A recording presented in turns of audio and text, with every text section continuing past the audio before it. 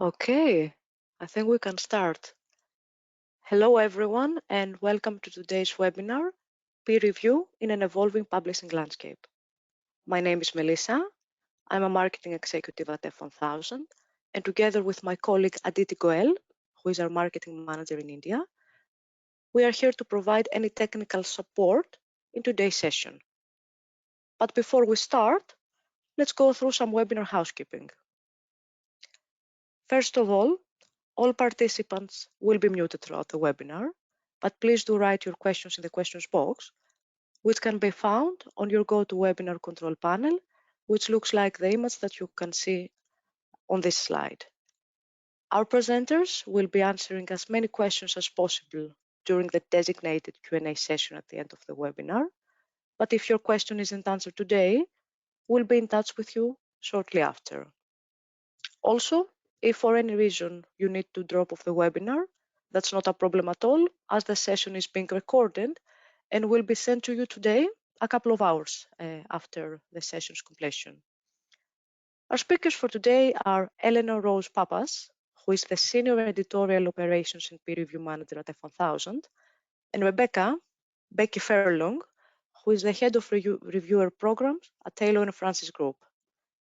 Our speakers will be discussing how peer review is developing within an equally evolving publishing landscape. So without further ado, I will now pass over to Becky to kick things off. Enjoy the session, everyone. Thank you, Melissa. So hi, everybody, and thank you for joining us today. I'm Becky Furlong, Head of Reviewer Programs at Taylor & Francis. So this is the outline of what we plan to talk about today. I'll start with a brief overview of standard peer review, just to make sure we're all up to speed, why it's important and what it actually is. I'll then hand over to Ellie, who will talk through some more innovative forms of peer review, and then we'll have a look at what the future might look like. And finally, there'll be time for questions at the end. I think Ellie and I both suffer from chronic enthusiasm about peer review and ways to improve it. So we will do our best not to get carried away and run into the question time too much. So next slide, please. Hopefully, because you're at this webinar, you are already convinced that peer review is an important process. Detailed assessment of articles is essential to ensure that what is published is of sufficient quality and can be trusted. And although it can sometimes feel very challenging from an author's perspective, at its best, peer review is more like a conversation between the reviewers, the editor, and the authors, where the research can be discussed, it can be improved upon, and it can be effectively communicated to the wider research community. As this quote at the bottom highlights, it's a form of collaboration between experts. Next slide, please. So for starters, we need to admit that peer review is carried out by humans and it's supervised by humans, and therefore it's not always perfect. But when it is done right, peer review does the following. It ensures the validity of the work, it preserves the integrity of the research record, and it improves the quality of the content published. So let's unpack that further.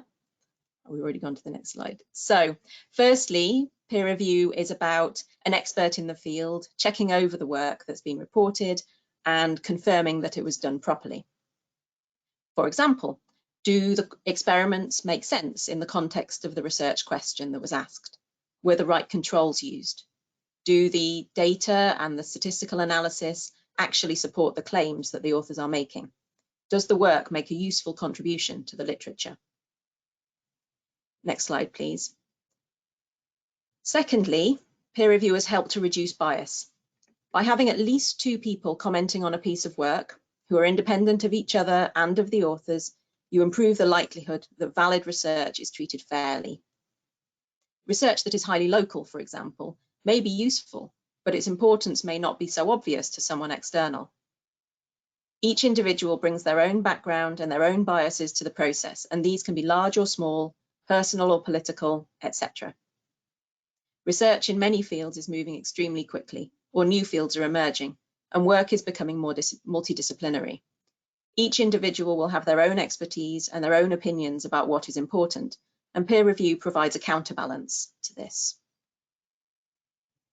Secondly, while we don't expect peer reviewers to systematically check or be responsible for issues such as plagiarism, ethics concerns, or issues of research integrity, their expertise in the topic as a peer, carrying out a similar type of research, means that they're much more likely to notice when something smells funny.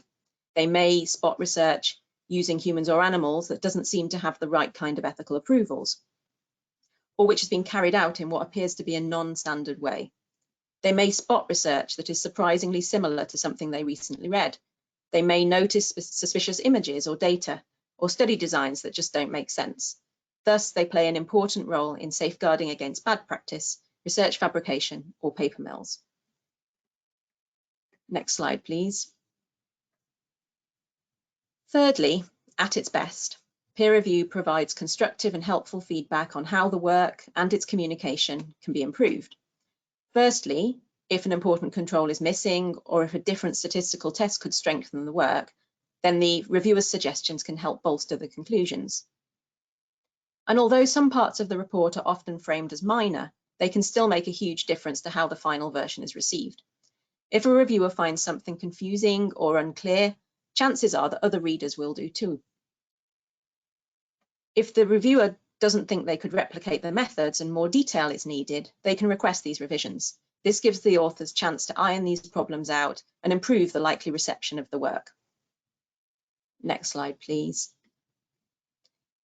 So, peer review is incredibly important, and it's the cornerstone of academic publishing. This validation and scrutiny is the thing that separates scholarly content from other types of content, such as blogs, magazine articles, and so forth.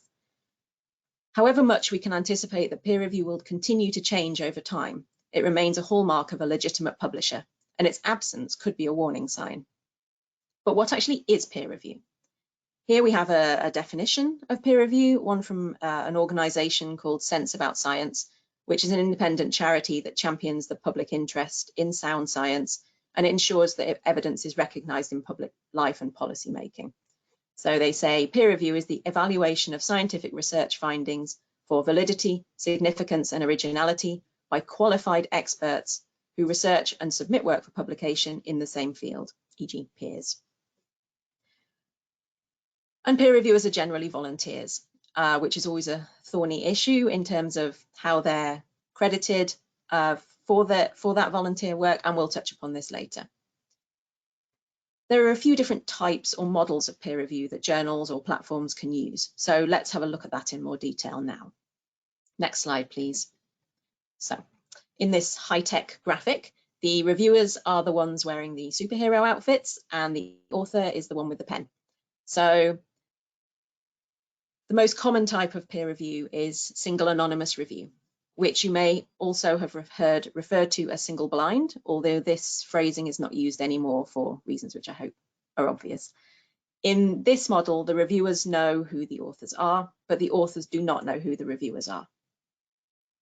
Although this is the most common approach to peer review, there are some concerns about whether this approach does enough to prevent bias in the peer review process. If the reviewers know who the authors are, then could the author's identity unfairly affect the reviewer's opinion in any way? One approach to addressing concerns about potential bias is double anonymous peer review, where the authors don't know the identity of the reviewers and the reviewers also don't know the identity of the authors. The argument for this approach is that the reviewers will assess the article on the basis of the research alone because they don't know who the authors are or what their reputations are. But a study by O'Connor et al. In 2017 highlighted that attempting to hide author identity isn't that easy. Whether it's writing style or just general knowledge of who's working on what in a niche field, a double anonymous review process doesn't always guarantee that reviewers will not be able to guess the identity of an author. However, double anonymous review is a very common approach used by many journals, including many at TNF. And another approach to address potential bias in peer review is to completely open up the process. In open peer review, reviewers know who the authors are, and usually once the review process is complete, the authors also know the identity of the reviewers. Some journals and platforms also publish the reports written by the reviewers with the published article. The idea behind this approach is to increase transparency, so that everyone knows what the reviewers said about a published paper and who said it. And evidence also suggests that reviewers provide more details to support their comments in open peer review, which can be beneficial for authors. Ellie is going to talk more about this shortly, but first let's take a moment to look at your views on peer review. Next slide, please. So in just a few moments, we're going to have 2 questions for you to answer. In each case, you'll see a question with the different options for responses come up on the screen. Please select your response, and we'll keep the poll open for a few minutes, just for a few seconds rather, to give everyone time to answer. And the first question is, what type of peer review do you prefer when you are an author? So let me launch.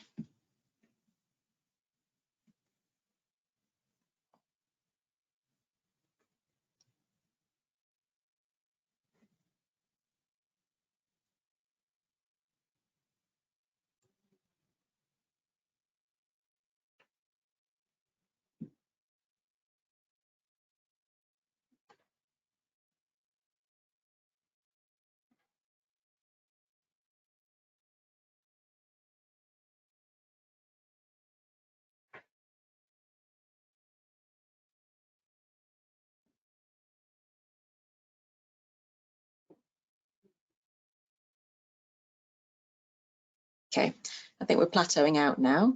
So I will close out the poll. And hopefully you can see the results on the screen now. What you should see, 12% single anonymous, 59% double anonymous, and 29% on open peer review. So as an author, in this group, people tend to prefer that, that their identity is concealed from the reviewers, as well as the reviewers' identity being concealed from them. So next slide, please. And now let's look at what type of peer review do you prefer when you are acting as a peer reviewer. Again, I'll open up the poll. Okay.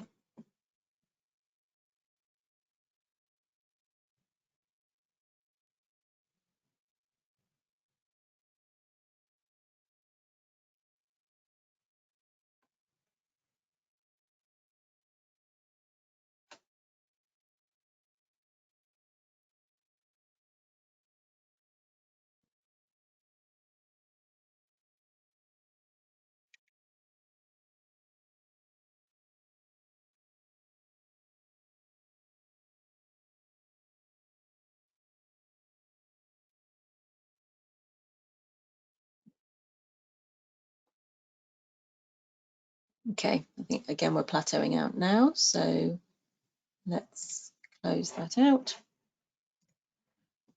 And even more polarized here, so 11% prefer single anonymous, 70% double anonymous, and 18% open peer review. And I would say that this is something I've seen change over time. In the many years that we've been running these polls in these kinds of webinars, the move towards double anonymous, I've seen more and more of that. Like maybe we're more and more aware of our own biases. Perhaps that's what it is, but people have certainly moved away from single anonymous as their preferred option. All right, next slide, please.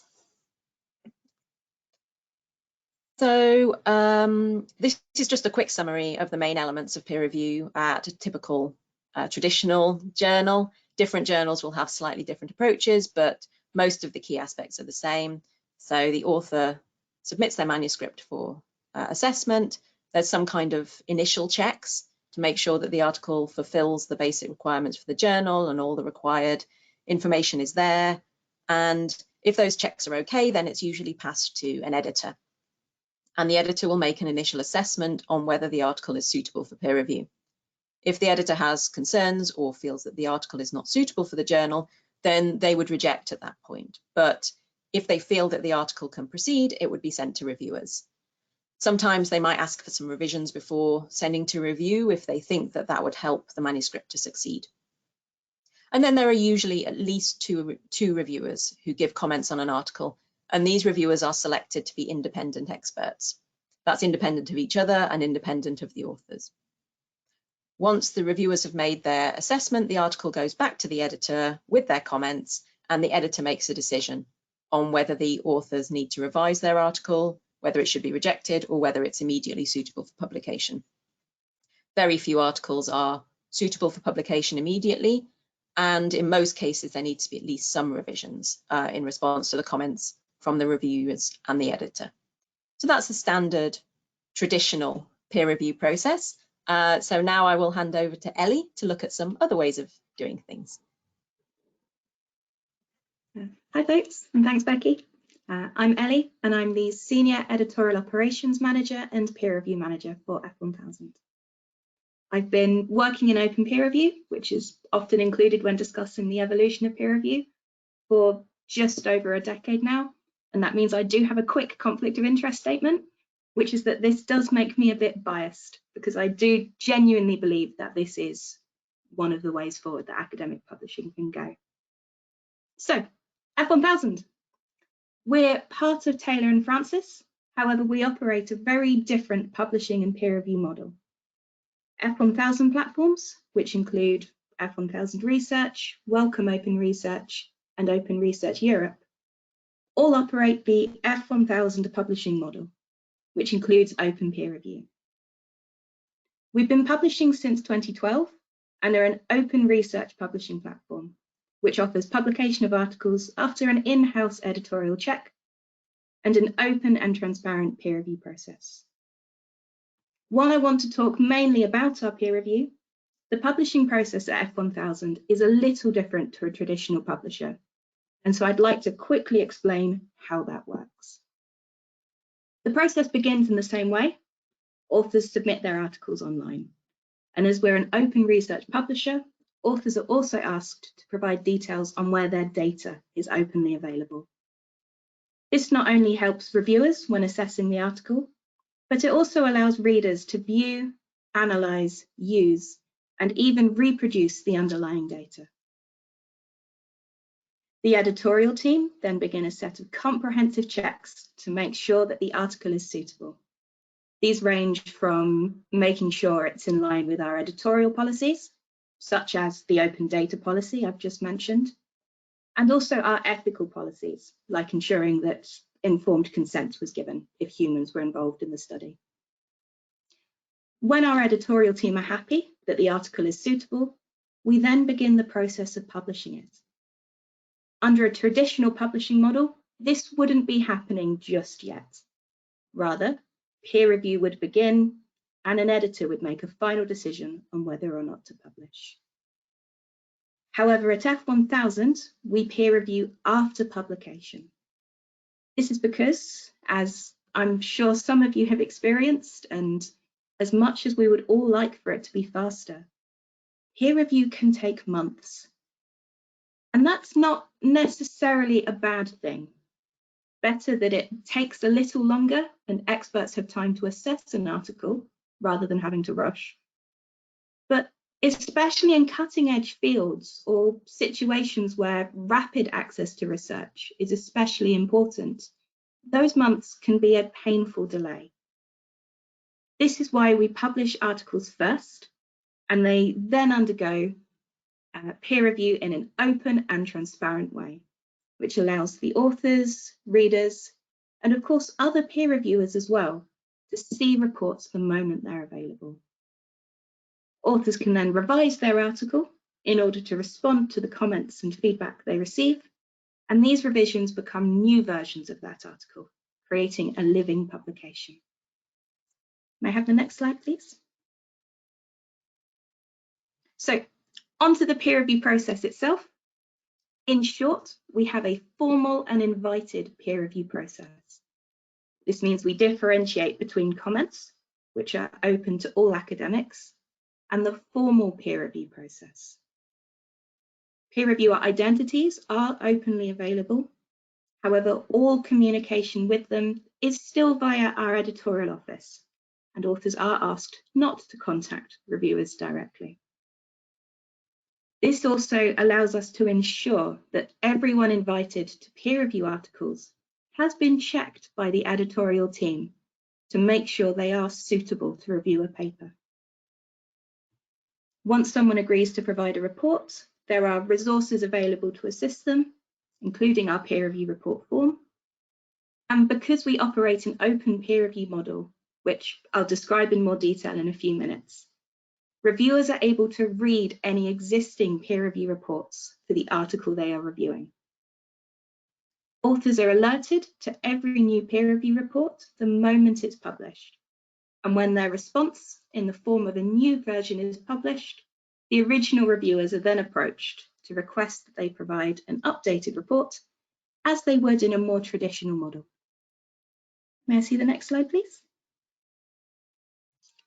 So the publishing process is obviously key to academic research, and preserving integrity is one of the most important roles of academic publishers. This therefore makes preserving the integrity of the peer review process vital, as you can't have publishing without peer review. Ultimately, readers need to be able to have confidence in the peer review process.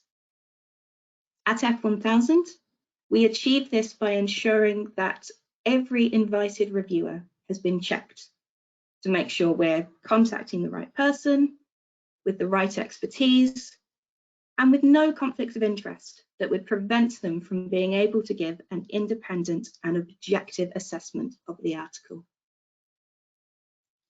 The great thing about the F1000 model, which includes open identities and open reports, is that unlike in more traditional anonymized peer review models, there is no need to take on trust that peer review took place, that the reviewers were suitable, and that the reports were thorough.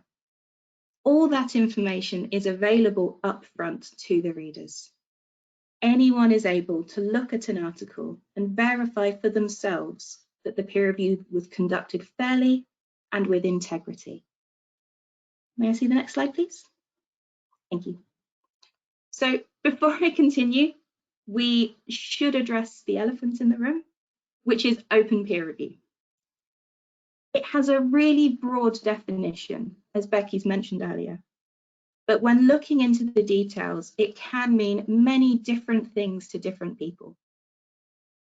A systematic review a few years ago identified 122 separate definitions of open peer review, and I'm sure that figure has grown by now.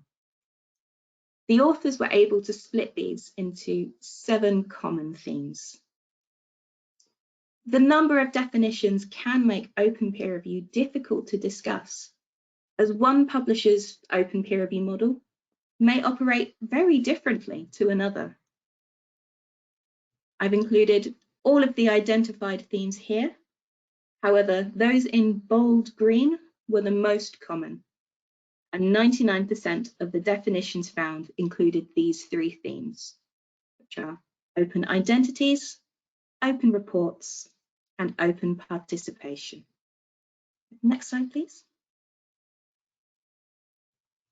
Open identities in its most basic form is simply the removal of anonymization in the publication process. Often when people talk about open peer review, this is what they're describing. As Becky mentioned earlier, there is an important nuance here, which is that anonymized models attempt to conceal identities, but it is by no means guaranteed. With open identities, this problem goes away because everyone is aware of who everyone is by default. In some, but not all, forms of open identity peer review, the names of the reviewers are published and available to readers as well.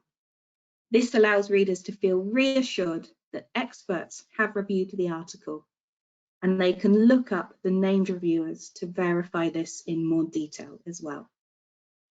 Next slide, please. One of the other common components of open peer review is open reports. Open reports are where the peer review reports themselves are published alongside the article and available to readers. Depending on the publisher, you may find that only a section of the peer review report has been published, or perhaps the full report. Having the report available allows readers to not only gain more context around the article, but it also lets them know where the expert reviewers had concerns or doubts or requested changes. Next slide, please. The last of the big three is open participation. This is where academics involved with the process are encouraged to interact directly. For example, conversations happening between the reviewers or between the authors and the reviewers. Open participation can help remove confusion in how to interpret parts of an article or peer review report and aids collaboration. Often, the publisher will help moderate and guide these interactions. Next slide, please. So I've explained what open peer review is, but why should we bother? There is a large and global movement towards more open and transparent practices. And while I'd love to go into loads more detail on that, I'm afraid our time today is limited. As a brief overview, one of the main reasons transparency and openness are important is that they allow more information to be available. Peer reviewers' thoughts on an article are valuable and a useful resource for readers. Having data available means that others can both check it and reuse it. And when information is available, it can also be used in research to improve publishing and peer review models in a data-driven way. Open practices also allow academics to validate the information that they are shown. You could check directly whether the data or statistics used are appropriate and correct, or whether a named peer reviewer is suitable to review. It's easier to spot, discuss, and rectify misunderstandings with the ability to discuss things more openly. And future readers can then also see those discussions and reach their own conclusions. And in some ways, most importantly, open practices allow for recognition. More visible articles are easier to find and see who wrote them. Reusable data sets allows people to acknowledge the people who generated that data. And bringing things neatly back to peer review, a peer review report takes hours to write, and open peer review allows academics to gain recognition for the hard work they put into writing these peer review reports, without which academic publishing can't happen. The next slide, please. All of this, I hope, sounds fantastic, but how does it actually work? Different publishers will use different processes, and as mentioned, that can make things difficult to discuss. So I'm focusing on open identities and open reports here, as they are most commonly associated with open peer review. So, as Becky described, open identities means that those directly involved in the process, authors, reviewers, and editors, are all aware of each other's identity. Depending on the publisher, this may happen at different stages of the process. Sometimes identities are available from the beginning. Sometimes authors only learn of reviewer names when the article is accepted, or even when it's published. Reviewer names may also be published alongside the article as well, so that readers also know who reviewed. So why is this beneficial? On the face of it, I appreciate that it can seem quite scary to review openly. However, it makes the peer review process more human, encourages discussion, and adds context to both the article and the peer review reports. It also ensures that reviewers and authors are accountable for their article, reports, and responses, which anecdotally I've found prevents a large number of inappropriate or unkind reviews. Some publishers will also publish the reviewer names as part of open identities. which allows readers to investigate the reviewer's expertise and verify for themselves whether they believe the article to have had a full and thorough peer review. For multidisciplinary papers, this is even more valuable, as readers can see whether the peer review covered all subject areas present in the paper. Open reports is where at least some, and ideally all, of the peer review reports received are published alongside the article. They are attached to the article. However, some publishers will also assign DOIs to peer review reports and allow citation of them as separate pieces of academic literature as well. An open report may or may not have the reviewer's name attached. This would depend on whether the publisher has an open identity policy. Publishing peer review reports is valuable because there's so much work that goes into writing a report, and often this isn't fully recognised. I believe the average amount of time spent writing a peer review report is 4 hours or more. They're a significant undertaking and contain a huge amount of commentary and discussion on the article in question. While peer review reports may contain requests to change things, they also have questions surrounding why things were done in a certain way, suggestions for additional avenues of research, citations to supporting or conflicting literature, and many more things besides. They offer vital context to the peer review process, and by publishing them, they are both accessible and creditable. Have the next slide, please. I'd love to say that open peer review fixes every problem that's currently present in peer review or publishing, but that wouldn't be fair. Open peer review isn't without its share of problems. While it solves many issues, it does also bring to light some problems that are obscured by traditional peer review models. For example, unfortunately, sometimes peer review reports contain inappropriate, biased, or unkind feedback. This is obviously unacceptable. However, in an open system, this could also be embarrassing for not just the author who's received those comments, but the reviewer who wrote those things, as their name could be publicly attached. That said, my experience is that in open peer review, we receive less of such comments, perhaps because having one's name attached to the peer review reports makes you accountable for what is written. I can't speak for other publishers. I assume it to be the case as well. But at F1000, we would obviously never publish a report that contained inappropriate comments. On a related note, some reviewers may be concerned about reviewing publicly, especially with their name attached. It might be that they don't wish to damage a relationship with the authors. They might not have the subject expertise to feel confident in writing something publicly. Or maybe they have an affiliation that would not be comfortable with their views on this topic being shared online. These are all very real concerns. However, I would argue that they are not just reasons to decline to review openly.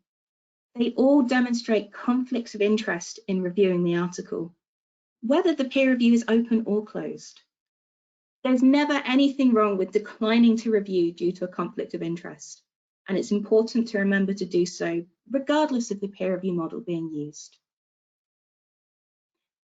In terms of problems that are solved by open peer review, the largest of these is whether or not sufficient peer review took place. Predatory publishing is on the rise, where articles are published with little or even no peer review. And even in legitimate publication venues, there have been instances where insufficient peer review occurred. With open peer review, there's no need to take on trust that peer review took place, because the information is available to the readers straight away. So open peer review empowers readers by giving them the tools they need to judge the peer review quality for themselves. Finally, as I touched upon earlier, and I think Becky will speak on in a bit more detail later, Open peer review enables recognition of the work that reviewers do. With a peer review report published and citable online, it's more obvious just how valuable the hard work that reviewers contribute to the publishing ecosystem is, and why we should reward it. People who write good peer review reports should be applauded. And yet, because of how traditional models work, it's often hard to demonstrate the quality of review that some academics are writing. With open peer review, that report is not only available, but also citable in many instances, and can be used as evidence to show one's contribution to the academic publishing system. Next slide, please. So open peer review is often spoken about as a new approach. And so I wanted to quickly highlight that some publishers are already operating this model and how you can find the information on the peer review. So for example, a number of Nature journals, including Nature and Nature Communications, have an open reports model, which is optional for some of their journals where authors can opt in and mandatory in others. Articles with open reports contain a section in their published article for peer review, which lists the name of the reviewers who chose to be identified and credits other anonymous reviews in an example of optional open identities. If you look in the supplementary section, there is then a copy of the peer review file, which is a PDF containing both the reviewer comments and the author's responses to them. Next slide, please. At Frontiers, while the reports aren't published and posting them elsewhere is prohibited, published papers have a section naming both reviewers and the editor in an example of open identities. However, it's worth bearing in mind that only those who endorsed the publication of the article are listed. If someone recommended rejection of the article, their name is not disclosed. Frontiers also use an open participation model of open peer review during the interactive review phase of their peer review process. Next slide, please. BMJ is an example of a journal that uses both open identities and open reports as part of its publication model. Every published paper has a peer review tab that provides a PDF copy of the article's history. The initial peer review reports and the reviewer's identities are available in the first decision file, and you can view the author's responses to these in the author response PDF as well. Next slide, please. And of course, there's the F1000 model. I've used F1000 research as an example here. F1000 articles have both open identities and open reports, the latter of which directly determines the peer review outcome of an article. The peer review history is available in the open peer review bar, and it includes information on the reviewers and where they're affiliated, and an at-a-glance summary of their thoughts. The full reports are available by clicking the Read button beneath each report. So when a report is published, it is made available immediately to authors and readers. However, each report is first checked by our editorial team. This is to make sure they meet our reviewer code of conduct, which helps us ensure that articles are being reviewed thoroughly and fairly. If the editorial team do find something we need clarification on, we always contact the reviewer and try and work with them to address it. Our code of conduct includes that reports should be constructive, thorough, specific, and professional. I don't mean that they need to be incredibly formally written, but they must be polite and not contain offensive or derogatory language. Next slide, please. Looking in a bit more detail, here's an example of a published peer review on F1000. The reviewer details are clearly available, the report is citable, and both the report's contents and metadata are included in the article's XML to facilitate data mining and further research on peer review. You can also see that 2 people wrote this peer review report. We encourage co-reviewers at F1000, not only to support early career researchers to get involved in peer review but also to recognise that they are already involved in peer review. A study a few years ago showed that roughly 50% of early career researchers had ghost-written a peer review report. So by making sure there is an option for multiple reviewers to be named, we help ensure everyone receives credit for the work performed.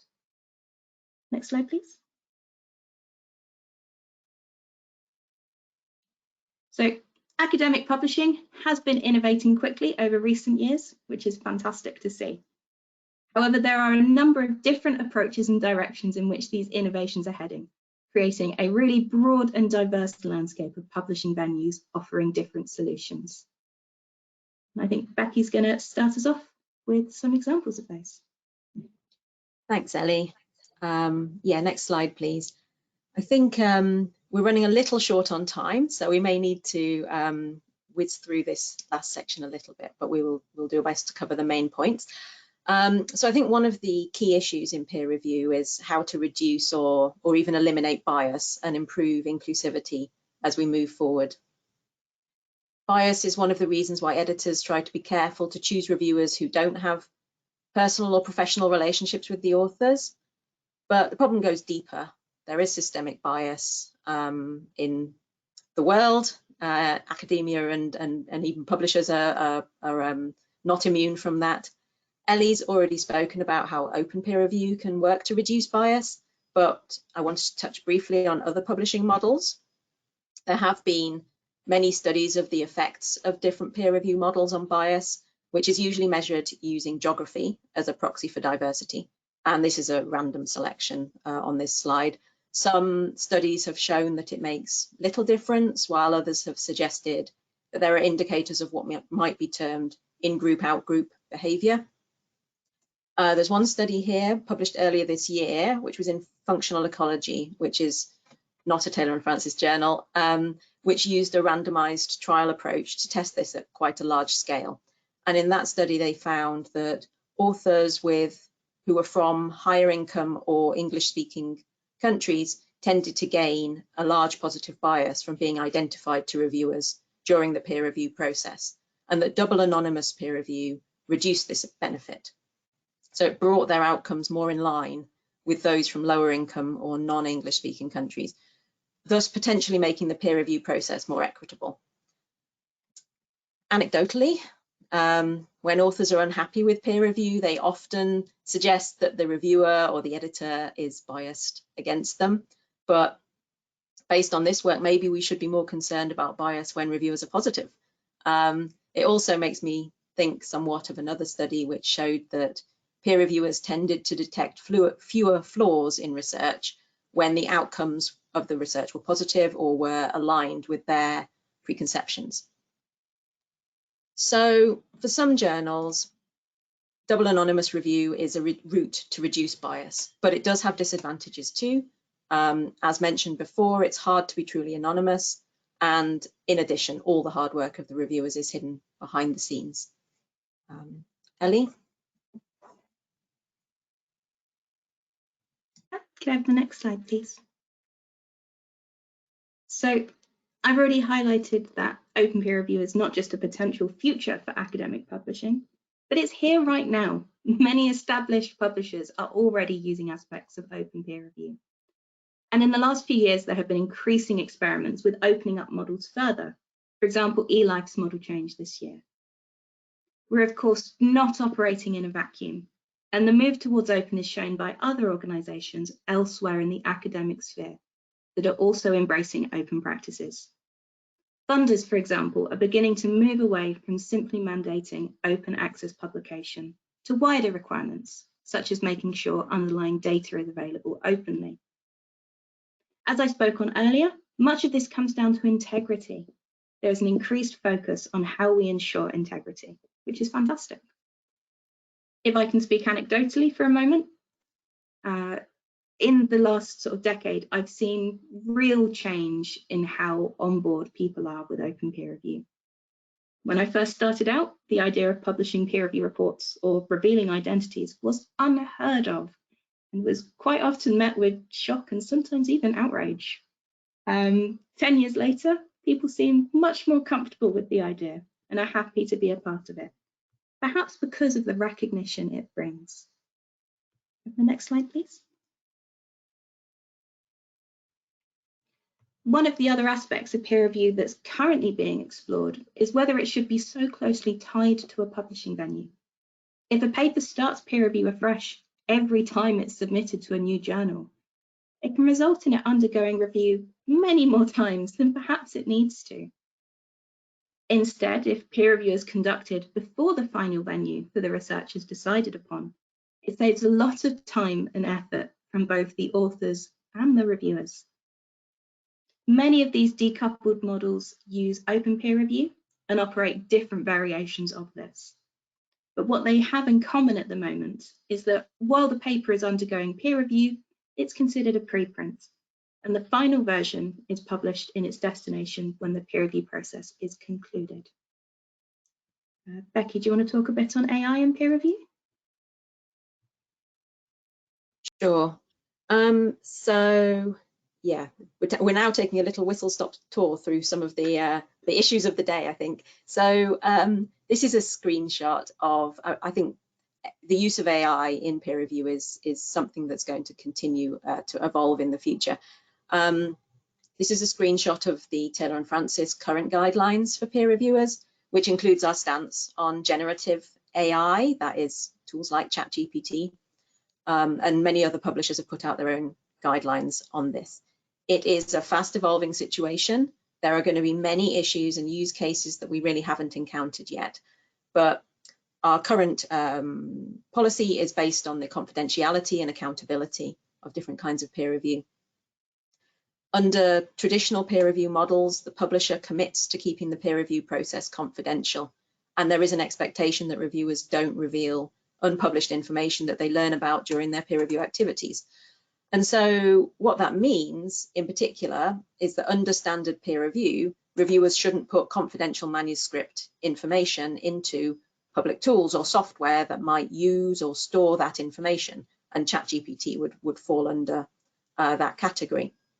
And then there's also an expectation that reviewers provide reports that are based on their own expertise and sign them under their own names, and that they shouldn't submit reports that they didn't create themselves.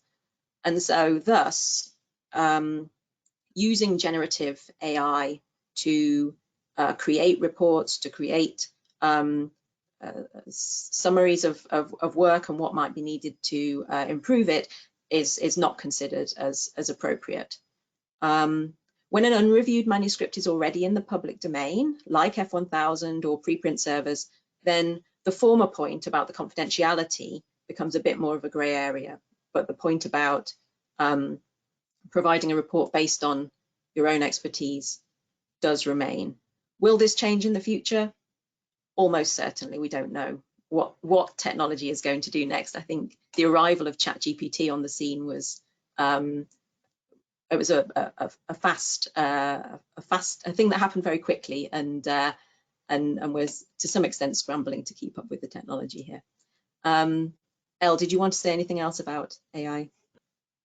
Yeah, sure. So one place where AI can be really useful in peer review is the reduction of work for peer reviewers. Non-generative AI tools applied before an article is sent out for peer review could both ensure that the article's ready for someone to evaluate and save a reviewer a lot of time. As very basic examples, you've got plagiarism checkers and automated spelling and grammar services. But on a wider scale, AI tools could be used to, for example, check that the references for an article are sensible, not too focused on one author group, or look for retracted articles in the citation. AI tools can look for potential issues with images and make sure that all the needed sections of an article are included. This allows reviewers to instead focus on where their expertise is most valuable, and that's on the academic content of the article itself. Next slide, please. So very quickly, the future publishing landscape. Given how much academic publishing has diverged currently, I don't think we're going to see everything moving in the same direction anytime soon. So it's hard to predict exactly what things may look like as publishing venues continue to evolve but there are definitely some common themes. The traditional research article, where the research is performed, written up, and then published as static content, is already being supplemented with additional information and processes, and this is likely to continue. So, for example, the publication of underlying data, study protocols being published, trial registration, and then there are also models such as Octopus, which takes this a step further and focuses on smaller incremental publications rather than just saving everything up for the big research article at the end of the process. With online publishing, you've also got the ability to include different formats such as videos, 3D models, interactive figures, and data sets that I think we can definitely take more advantage of than we are doing currently. There's also, at the moment, and I'm hoping will continue, an increased focus on academics and the role they play in the academic ecosystem. It doesn't make sense to think of people as solely authors, reviewers, or readers. Everyone obviously does all three of these things and needs support and recognition in all aspects of this. And then I think, Becky, if you'd like to talk on recognition a bit more. Yeah, sure. So we're nearly at the end now, but we can't have a webinar on peer review without touching on the issue of reward and recognition. Peer reviewers give their time and their expertise to review manuscripts, and often with no direct reward from that. We routinely survey our reviewers, and we know that many of you carry out peer review with no expectation of reward as a service to your research community. But we also know that those people that we're surveying are a biased sample of people who agreed to review without those rewards being on offer. So what do reviewers actually want? For many, it's simply being able to show that they've reviewed, which speaks to their expertise and authority. And there are many existing solutions for this. Certificates, Web of Science Researcher Profile, ORCID, and acknowledgement lists are the most widely used. And of course, as Ellie mentioned, open peer review solves this problem right from the start. But people are still giving up their valuable time in ways that not all academic institutions or funders view as part of their job. Therefore, they are effectively unpaid. There are no simple solutions to this. Publishers can offer discounts on services, access to content, and there are standalone companies who work with publishers to offer services and even cash payments for review. We, as publishers, are continually thinking about this, and we are actively testing different approaches and working with external partners, but there is no perfect solution. This is an area where I think we can expect to see a lot of change in the coming years as our understanding of the value of peer review matures and technological improvements make it easier to connect researchers with the types of reward that they really find valuable. And so that's it from us.